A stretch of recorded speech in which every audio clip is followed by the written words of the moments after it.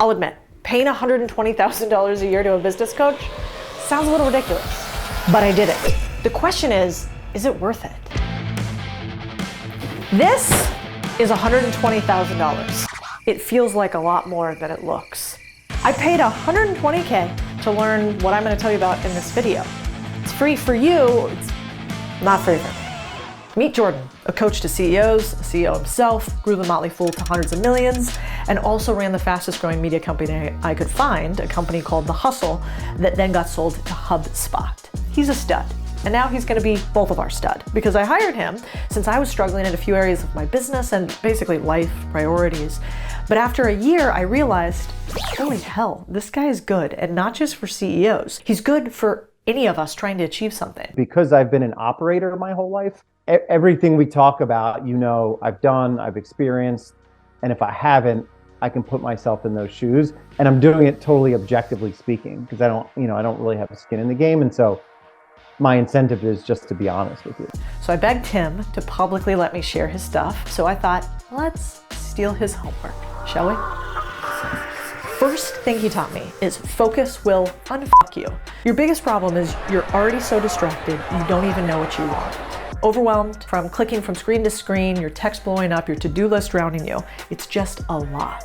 High performers tend to get really frustrated when you throw way too many things at them, because the best businesses in the world and the people that are the most successful can do one thing that they're focused on for like an extended period of time. Like endurance and focus, I think, is actually underrated. So he gave me this list. Amazing. It's called his one thing list. Basically, you choose one thing that if you get it done that day or week, it makes everything easier. You keep everything not on that list off of your to-dos for the day, and you focus on the 80% solution that can be driven by the 20% action. Check this thing out. What one thing, if you accomplish it, will make everything else you do irrelevant or really, really easy?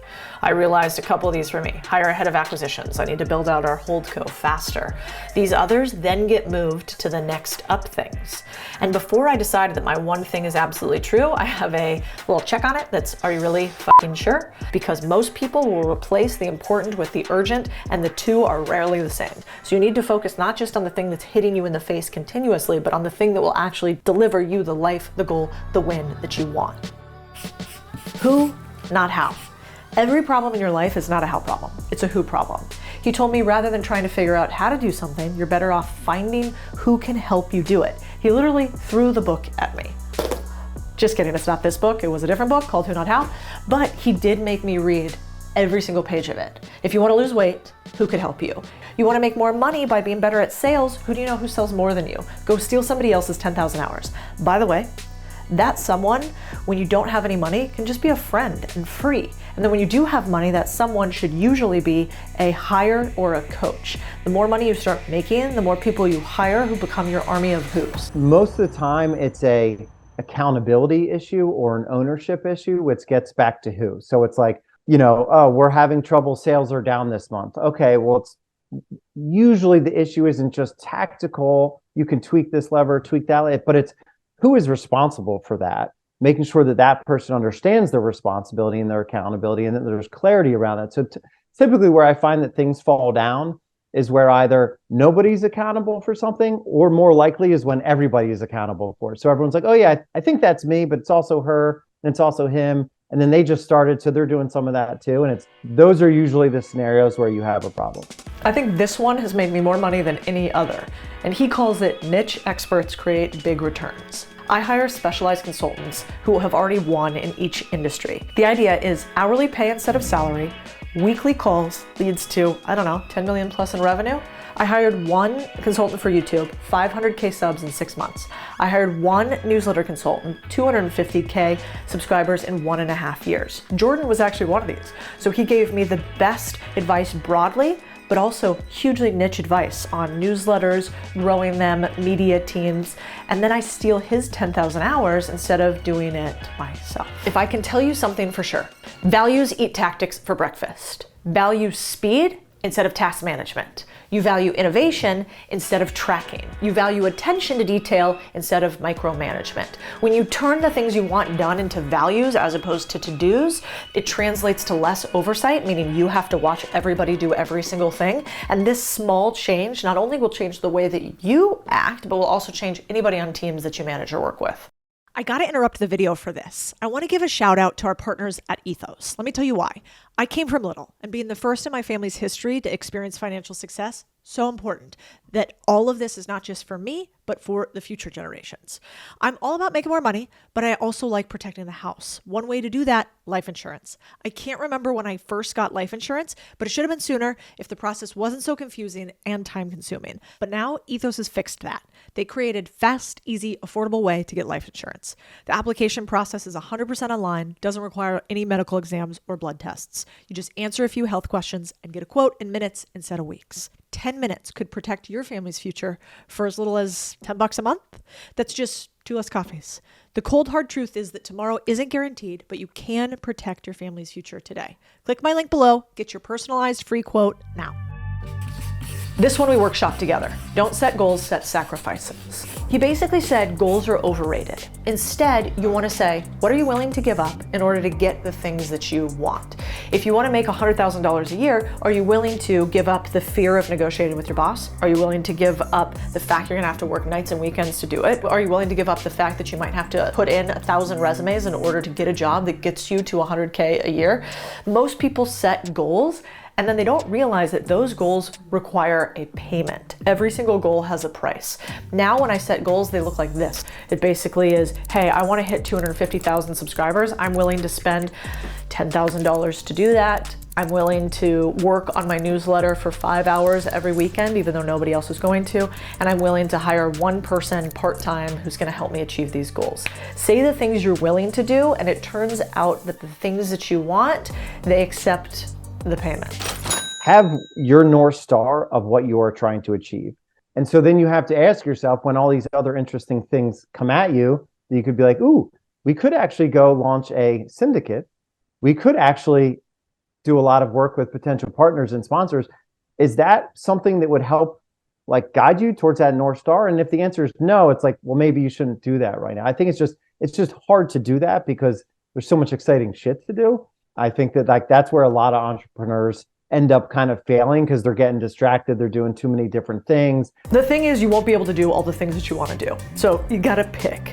The problem is you have so many things you want that you aren't sure what you should do next. So if that's you, he introduced me this thing called the upside downside matrix. Let's do a live decision matrix so you can see how this works. How about this? Should I subscribe to Codie's YouTube? Should I not subscribe to Codie's YouTube? Bad idea. I can already tell you how this works, but let's just play this game out. All right. So first we've got upsides, then we've got downsides, then we've got remedies. Things you can do to minimize the upsides or the downsides of a decision. Here's the pros to should. I will be rich. I will be smart. That's your big brain. I will be really, really good looking. That's you in the mirror, right? These are all the things that I could get as a benefit of subscribing. If I don't get this, I will, I don't know, have more time to watch Netflix and chill. I will subscribe to, I don't know, another channel where they give away a bunch of free stuff and I can spend my time watching that instead. Now, what are the downsides to doing it? Well, if I subscribe to her channel, maybe I can't subscribe to other channels. So it's options, too many of them. If I subscribe to this channel, maybe I won't have time to create my own content. So content doesn't happen. Then you have the remedies. Well, how could I both do the thing that I want to do, subscribe to the channel, and not have the downsides of decision that I'm going to make? The remedies for this could be something like, well, how about I create content first and then I watch the channel? So I only get to watch the channel if I create my own content first. Or I get to subscribe to her channel every time I unsubscribe from another channel. The point of this is you start to think about your decisions with pluses, minuses, and then things to manage the two. It becomes really clear once you do it this way what the decision should be. Now you know what you want to focus on. The problem is you, like me, probably have a slew of crazy ideas that still come to you in the dead of the night. They keep you up. You can't sleep for thinking of them, or they're just random and you don't know where to put them. we started something called the Someday Maybe list. And the Someday Maybe list is basically a list of stuff in this parking lot that maybe one day I'll eventually go and take some of those cars for a ride. But in the meantime, I'm just gonna keep them there to keep my crazy at bay. This has helped me so much. I keep it on my phone. Anytime I have a crazy idea, I put it in there, and then I get it out of my head and into this list. Here's the rub. While you try to achieve something, people are going to try to tear you down. He taught me this thing called be comfortable in the back seat, which basically means they stole your words. Okay, they took your idea, whatever. They didn't give you credit, no big deal. What happens is it all comes around. You can always take a back seat, not have to be in the driver's position continuously, and realize that you guys are both going forward in the same direction. So let all of the people who steal your ideas, who take the credit, who push you in some way, shape, or form, let them drive for a minute, because what happens is they drive you faster to your destination. It doesn't actually matter. Be easy to find, hard to reach. So each day the average person gets 41 texts, 100 emails, 5 phone calls. If you respond to each, that takes an average of, let's call it 3 minutes. That's 7 hours a day. Then you add all the tweeting, Instagram, and YouTubing. It's pretty easy to find yourself overwhelmed. I mean, I end up getting thousands of DMs and texts and emails per day. The harsh truth is there's just not time. It's overwhelming unless you own the fact that you don't have to respond to everybody. How do you decide why you're not going to respond to somebody? I think about my goals and my anti-goals. If you're feeling overwhelmed about what to respond to one way or the other, I go back to keeping the main thing. So if I have my anti-goals, they are things like being an employee, selling other people's products, speaking for free, fucking coffee meetings. My actual goals are, I want to grow my company. I like hot yoga. I want to help a few people who are going to actually build, and I'd like a bubble bath every once in a while. If anything that comes in front of me doesn't hit one of my goals and hits an anti-goal, it's a no.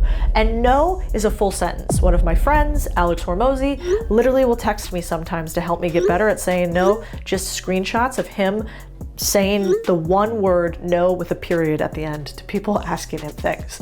That is a pro move.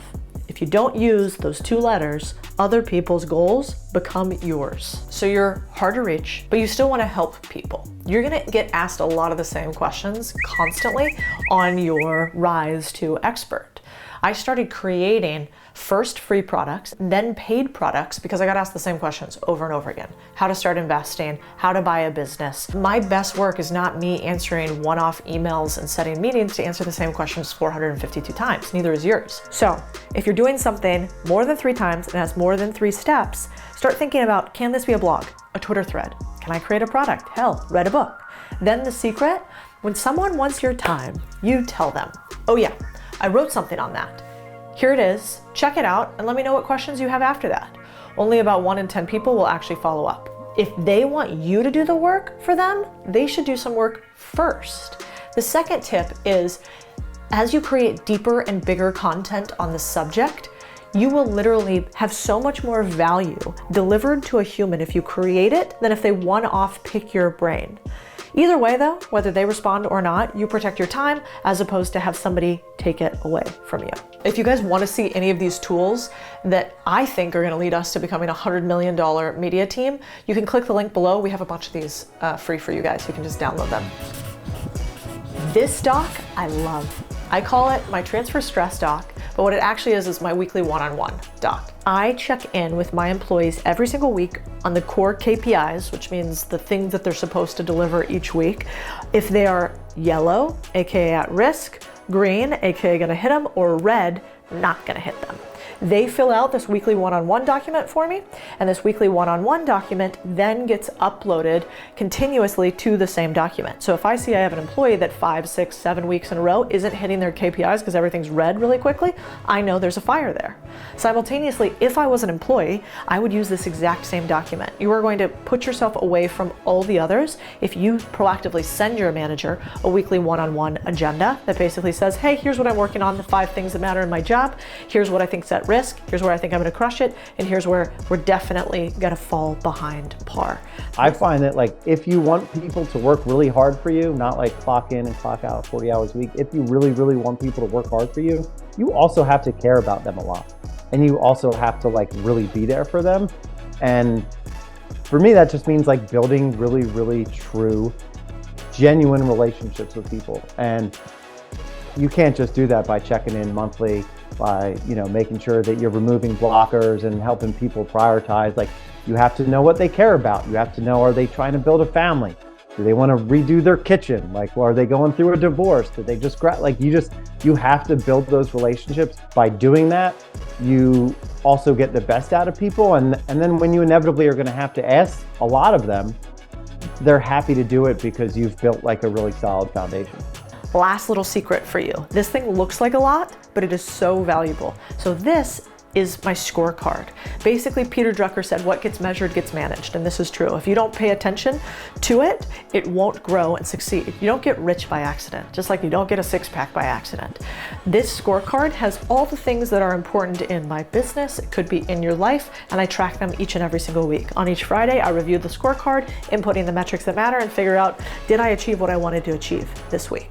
You don't have to pay somebody $120,000 to be your consultant. I just did it for you. You can break down all of these specific actions. But what I will tell you is, for every Steve Jobs, there's a Steve Wozniak. There's somebody behind the scenes that was the expert in the thing that they wanted to achieve. I would tell you, go find your who, because you can either pay to win with your limited hours on earth, of which you can't make any more, or you can pay cash to trade for somebody else's. I like the second option.